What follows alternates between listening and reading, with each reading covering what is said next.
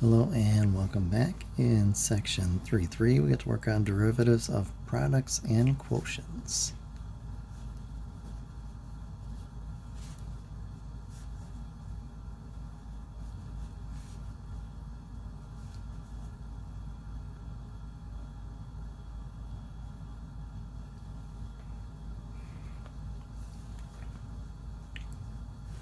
So these will just derive how they come about. So we're going to let y equal f of x g of x. Then y prime would be the limit as h goes to 0 of f of x plus h g of x plus h minus f of x g of x over h, just our basic definition, limit definition for a derivative. Now what we're going to do here is we're going to basically add 0.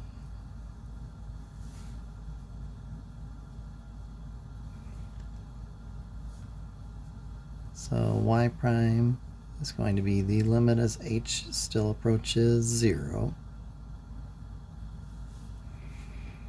We'll hang on to that first term the way it was. And in the middle, we'll add something worth 0. So we'll do a minus g of x plus h f of x and a plus g of x plus h f of x. So I've subtracted and added the same thing. I've added something worth 0. I changed the look but not the value of what we're working with. So I keep my last term there, the minus f of x g of x, and we're still over h. So then we're going to do a little bit of regrouping and factoring. So the same thing, remember, that lets you turn 1/5 plus 3/5 into 4/5 of adding or subtracting the numerators, keeping the common denominator. Remember, we can also split it up, and that's what we'll do here. We'll split it up. So y prime is the limit as h goes to 0 of, so the first fraction, these first two terms, I'll pull a g of x plus h, leaving me f of x minus, f of x plus h minus f of x all over h.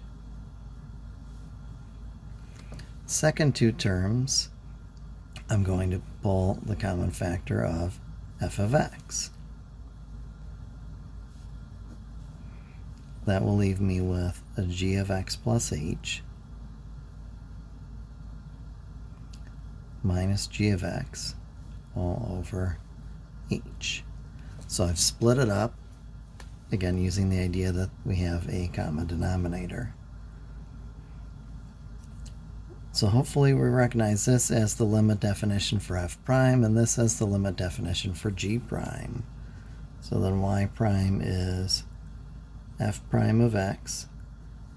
If I let h go to 0, g of x plus h turns into g of x.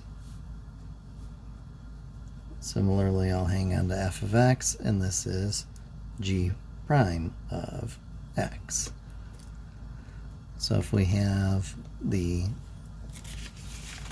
function made of a product of two things, basically we differentiate the first factor, keep the second factor, use a plus sign, and they trade roles. Then I keep the first factor, differentiate the second.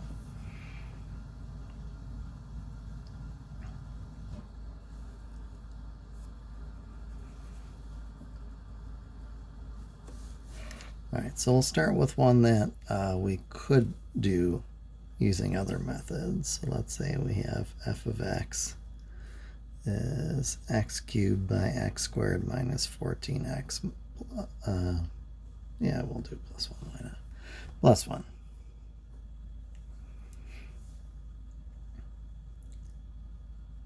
So if I want to use the product rule on this guy, f prime of x, differentiate the first factor, which would give me a 3x squared, keep the second factor,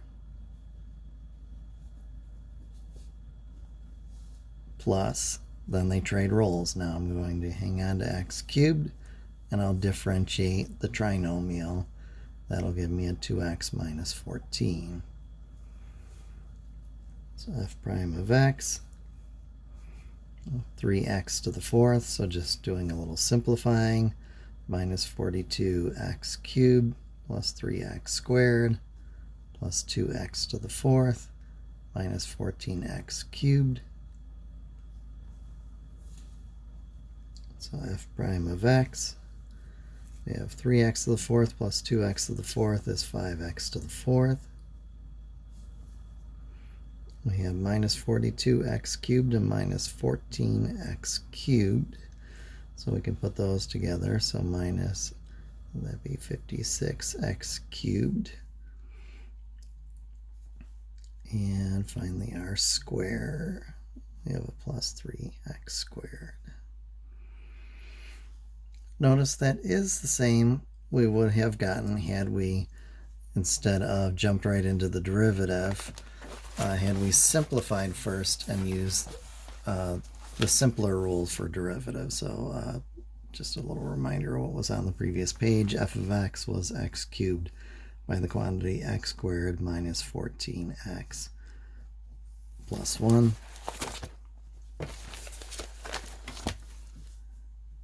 Had we not known the product rule, we would have to have kept f of x, not differentiated yet, and simplified. So x to the fifth minus 14x to the fourth plus 1x cubed, or just x cubed, f prime of x, derivative of x to the fifth, 5x to the fourth, hang on to the minus 14, multiply by 4x cubed.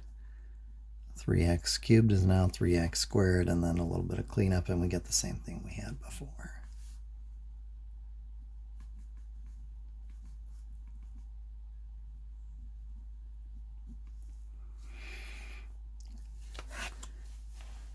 So that's one where we can check it a different way.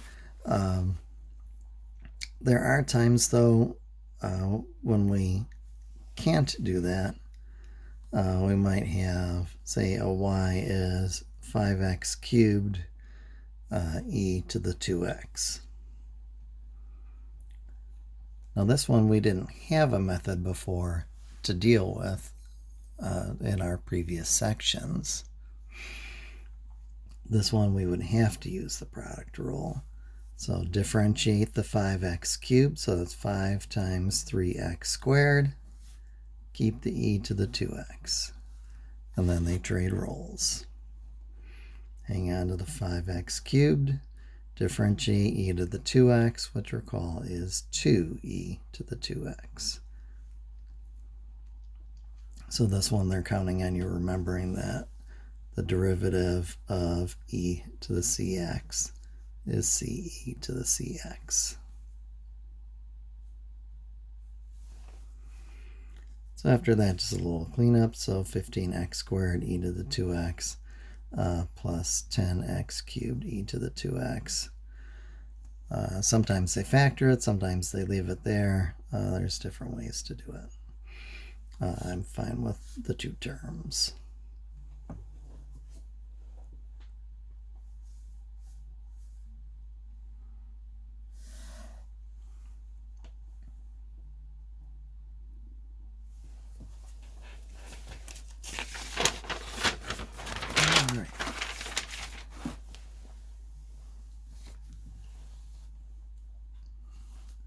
Let's try another one. F of x is 7x to the 6th, natural log of x cubed. And we're looking to differentiate.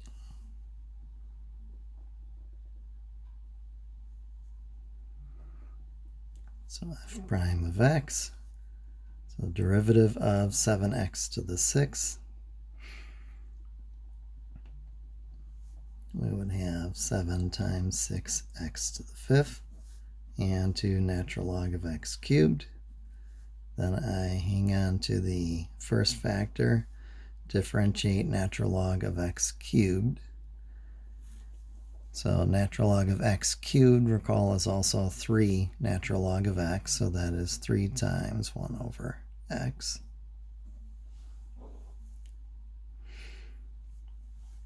So f prime of x, a little bit of cleanup. We have 7 by 6, 42, x to the 5th times 3 natural log of x. So this exponent of a logarithm can become a factor. We'll finish cleaning that up in a moment. Then we have 21 x to the 6th times 1 over x. We'll do a little cleanup there as well. So then f prime of x, so we're at 126 x to the 5th natural log of x plus 21 x to the 5th.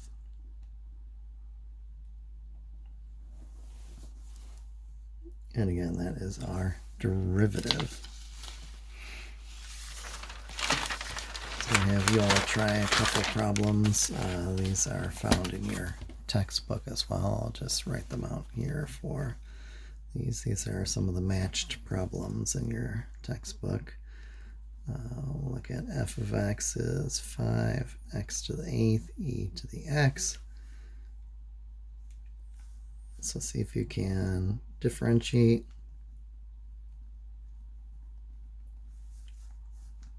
And I'll also add in, see if you can find the equation of the tangent line at x equals 1.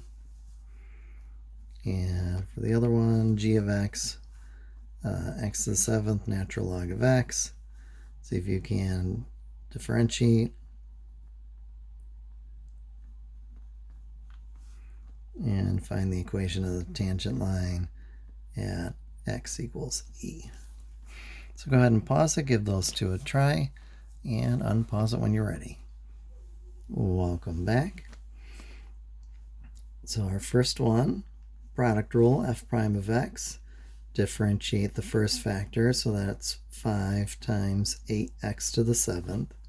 Keep the second factor, plus, now I keep the first factor, the 5x to the 8th, and differentiate the second factor, but the derivative of e to the x is still e to the x. So f prime of x, 40x to the 7th e to the x, plus 5x to the 8th e to the x. The equation of a tangent line. Make sure you're doing some practice with that. So to find our point, we're looking for f of 1. So 5 by 1 to the 8th, e to the 1st. So f of 1 is 5e. Find the slope. I'm using f prime of 1.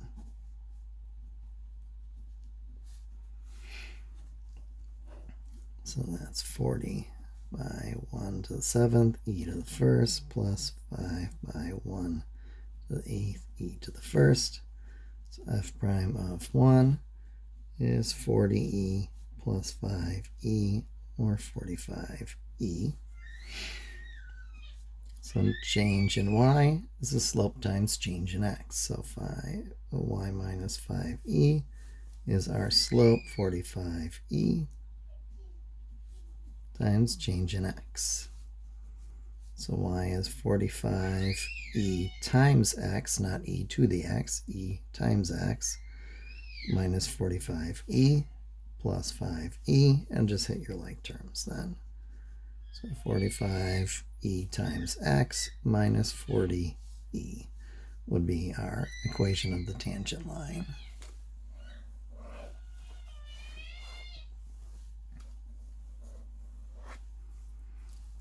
So in our second one, differentiating g prime of x, derivative of the first factor is 7x to the 6th. Keep the second factor, natural log x. Hang a plus sign in the middle, and then they trade roles. Hang on to the x to the 7th. Differentiate natural log of x. Hopefully remember that that is 1 over x. So then a little bit of simplifying, and g prime of x, 7x to the 6 natural log of x, plus x to the 6. So we did a little reducing there. So as far as differentiate, that's as far as we go differentiating the tangent line at E. We again want a point and a slope. So to find the point, we find g of E. So that is e to the 7th natural log of E. Natural log of E, though, is just a 1. So that is e to the 7th.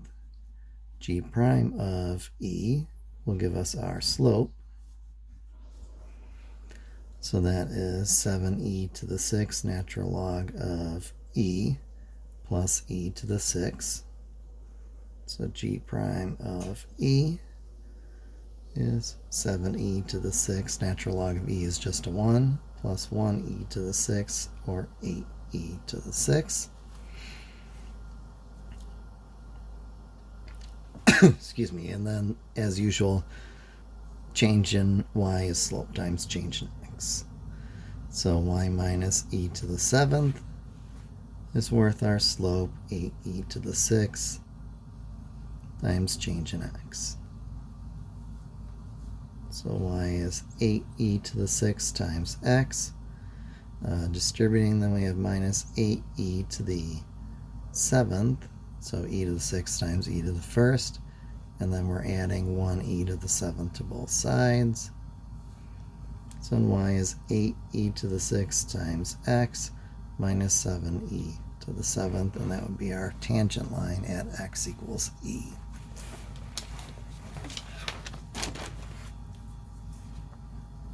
Okay, so next up, we get to play with the quotient, derivative of a quotient.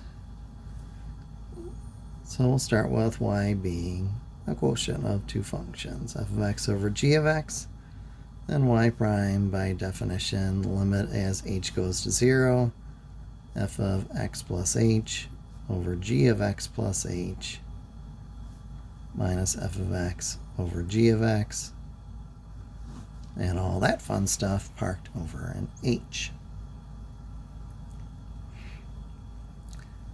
So with this one, what we're going to do is get a common denominator going first. So y prime, the limit as h goes to 0 of, so this guy could use a g of x, so f of x plus h g of x over g of x plus h also got multiplied by a g of x. So we multiply by 1 there. We'll multiply by 1 in the second term as well.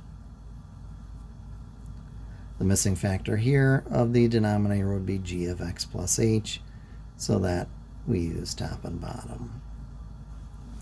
And all that fun stuff is still parked over our friend h.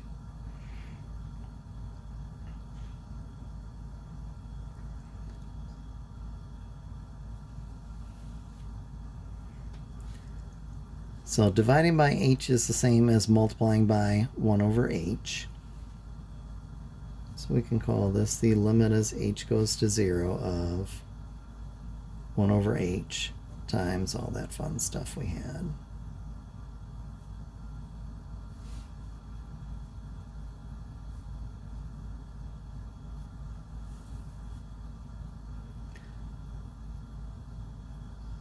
And the reason I'm allowed to write that as one fraction is they then had a common denominator there. So now we use another little mathematical sleight of hand using a property that you've seen and used before. If we have a over b times c over d, that should give you the same result as if you had a over d times c over b.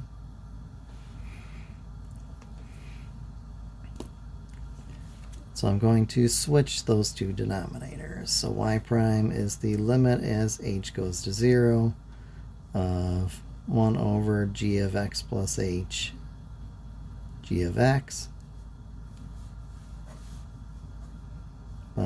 f of x plus h g of x minus f of x g of x plus h all over h. Now the reason for this, we're going to try to make this look something a little bit more like our limit definition for a derivative. We're once again going to add 0 to this guy. We did that in the product rule as well. We'll just do that in a slightly different way, but same idea.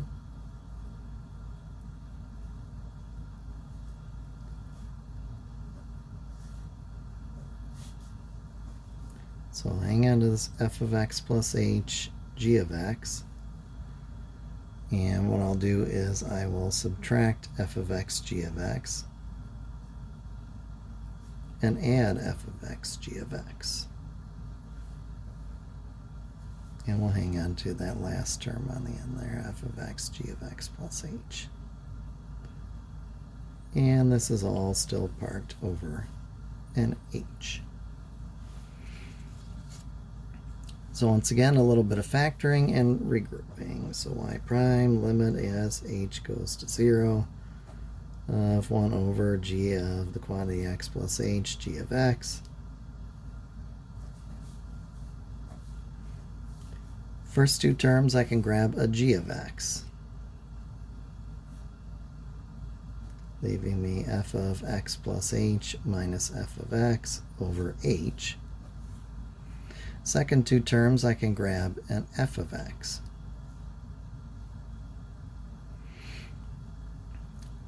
Now I can grab either a plus f of x or a minus f of x. On this one, I'm going to choose a minus f of x. So that would make this guy the plus,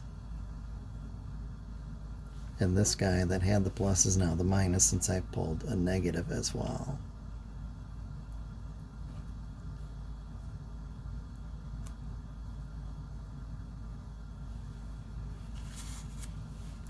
So then y prime, we have, if h goes to 0, at the bottom here I have g of x, that it was then g of x squared. Since h is going to 0 and x plus 0 goes to x. Here we have f prime times g. Instead of a plus, we have a minus. Then we have f times g prime. So notice that one thing was probably what you expected, and one thing was probably a little bit of a surprise. So product rule turned into addition, quotient rule sure enough turned into subtraction, but we didn't just have the subtraction, we always have to then differentiate include the denominator squared whenever we're differentiating the original function. So keep the original g of x, but square it. And then at the top, do what you expect. Differentiate the first, keep the second, minus sign instead of plus, and then they trade roles.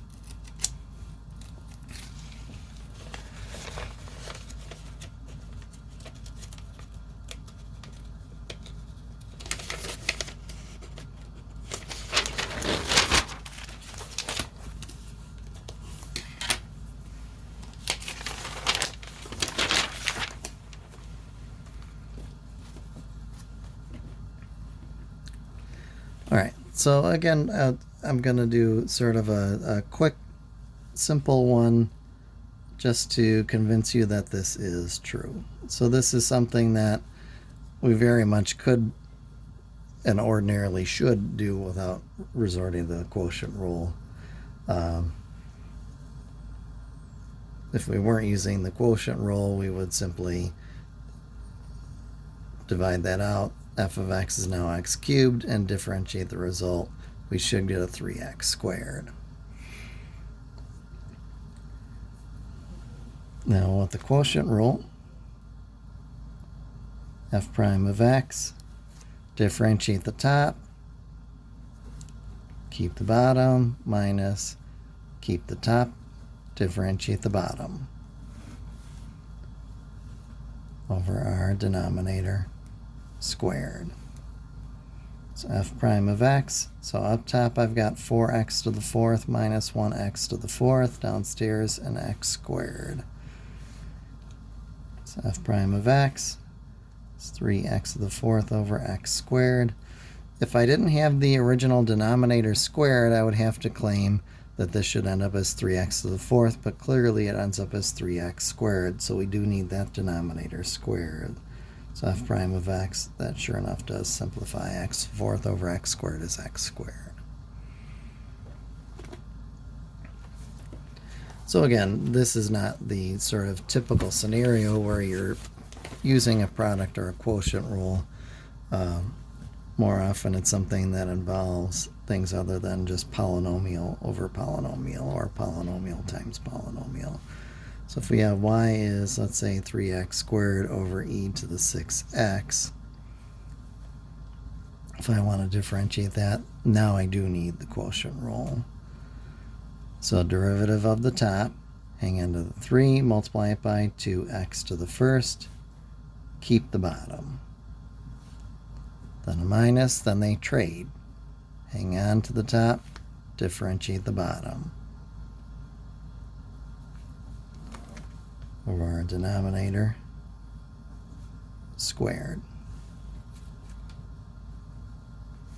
So y prime, a little bit of cleanup. So we have 6x e to the 6x minus 18x squared e to the 6x over e to the 6x e to the 6x. So I can factor that top and cancel one copy of it, of the e to the 6x.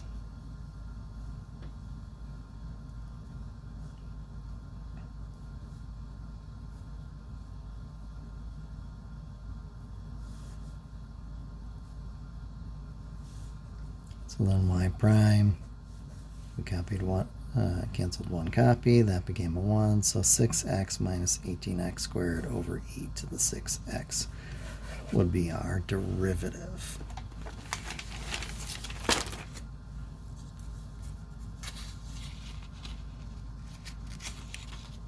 If you'd like, you're welcome to factor a 6x from that as well at the top. You can, you don't have to.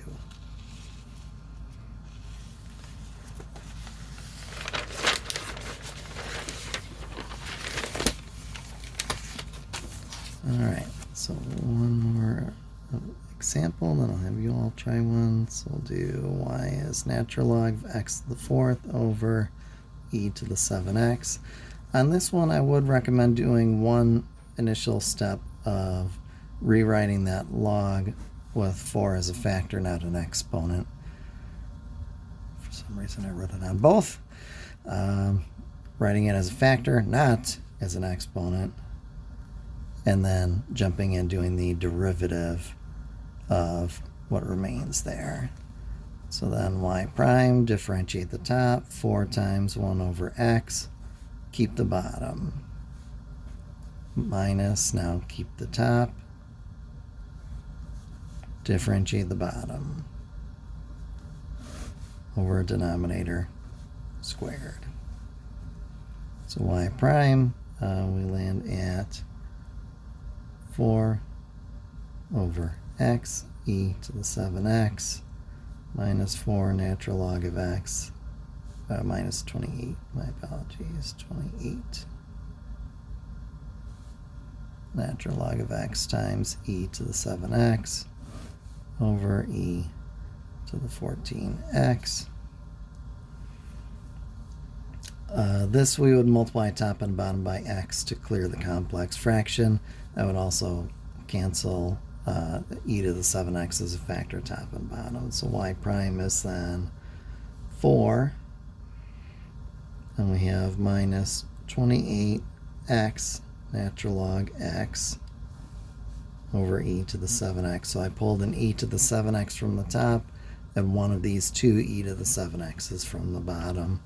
We'll also have an x attached there since we multiplied top and bottom by x. So this x dropped.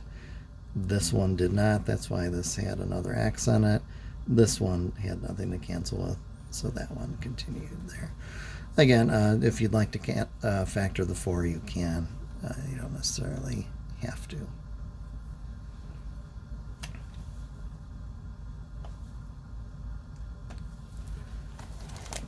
All right.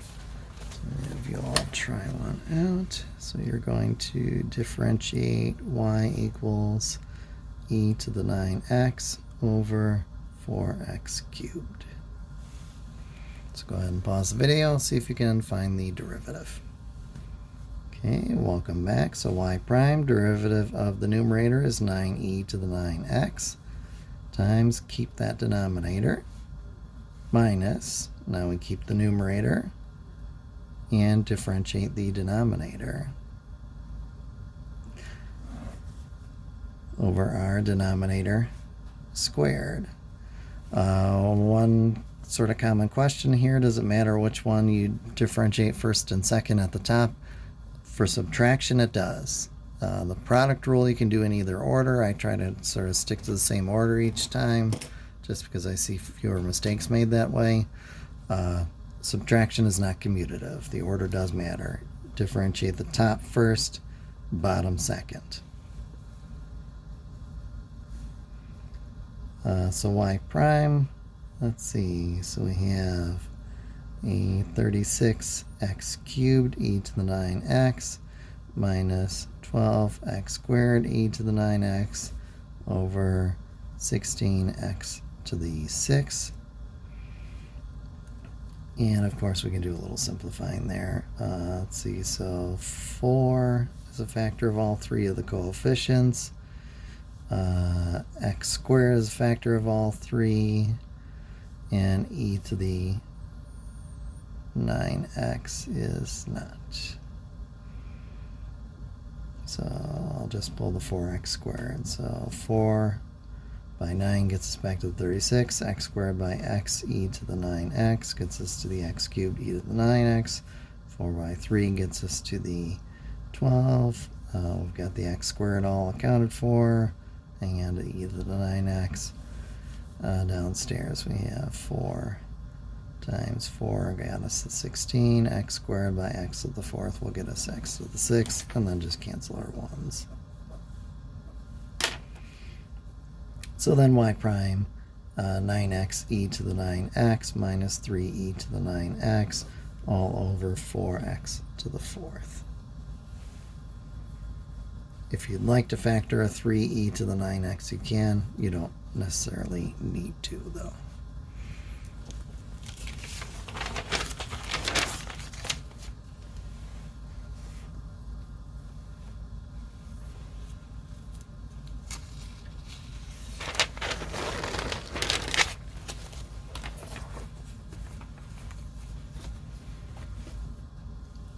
Now, sometimes they'll give us a problem that can be done sort of 2 ways. So let's look at f of x is 5x plus 2 all over x to the 4th. So we have 2 options. So one is to use the quotient rule. Dive right in. Derivative of the top, keep the bottom, minus keep the top, differentiate the bottom, over denominator squared, and then it's all clean up from there. 5x to the 4th. Let's see, then we have minus 20x to the 4th and minus 8x to the 3rd. So I'm distributing really a negative 4x cubed, a negative from this, and a 4x cubed from that. Downstairs, x to the 8th. And then we've got a couple like terms. And then we'll do a little reducing. So negative 15x to the 4th minus 8x to the 3rd all over x to the 8th. And I'll pull an x cubed from everybody.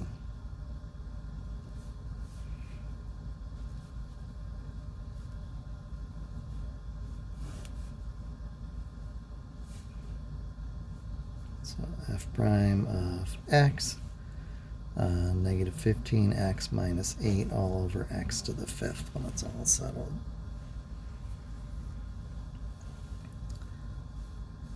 If we have a monomial in the denominator, however, we do have another option, and that is to then split it up. 5x over x to the 4th plus 2 over x to the 4th. So f of x is then 5x to the negative 3rd plus 2x to the negative 4th, and then we can just use our power rule. No quotient needed. So 5 by negative 3, x to the negative 4th, plus 2 by negative 4, x to the negative 5th. So f prime of x, negative 15, x to the negative 4th, and then we have minus 8x to the negative 5th. I could turn that into that. All I would have to do is lose the negatives. So negative 15 over x to the 4th minus 8 over x to the 5th, common denominator x to the 5th. I would just hit this guy top and bottom with x to the 1st and put my like terms together, and there we have it. So again, if there's a monomial in the denominator, there's two different ways to go about it.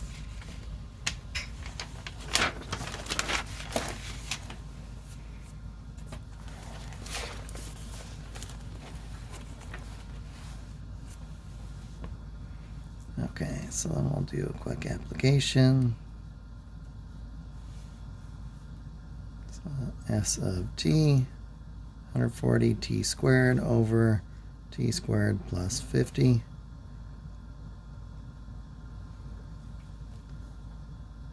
So let's find S prime of t. Interpret S prime of 1. So some definitions. So t is months after product is released, and S will be sales in millions of dollars.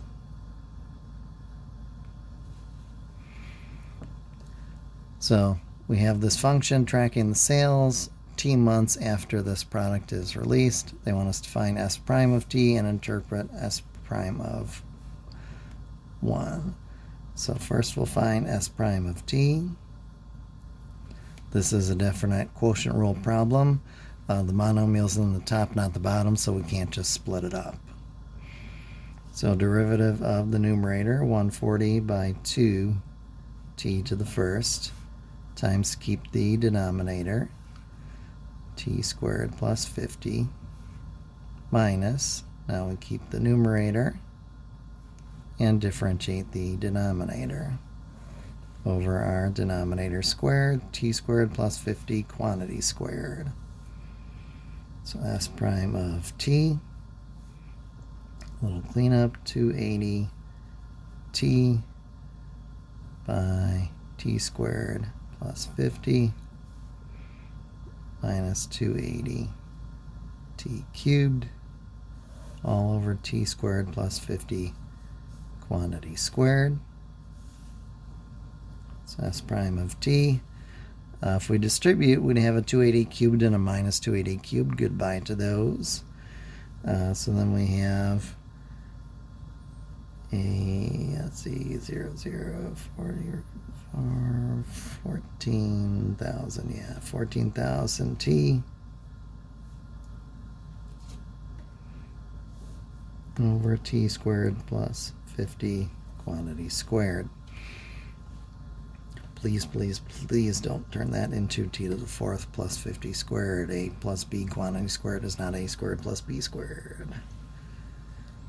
So we found our derivative. Next we find S prime of 1. So 14,000 times 1 over 1 squared plus 50 quantity squared. So S prime of 1, 14,000 divided by 51 squared.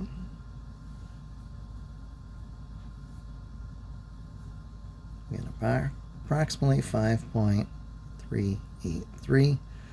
So what that actually means, 1 month after product release,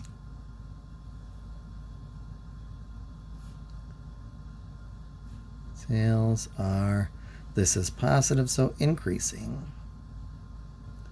If this were a negative value, it would be decreasing at a rate of 5.383 billion per month. And of course, dollars. Okay, so that should give you plenty to practice on. This was our section number 3.3. Try out 9 through 33 on the odds, 47 to 95 every other odd. So 47 skip 49, 51 skip 53, etc. If you have questions, please get in touch. Otherwise, I will see you next time, and please stay safe out there.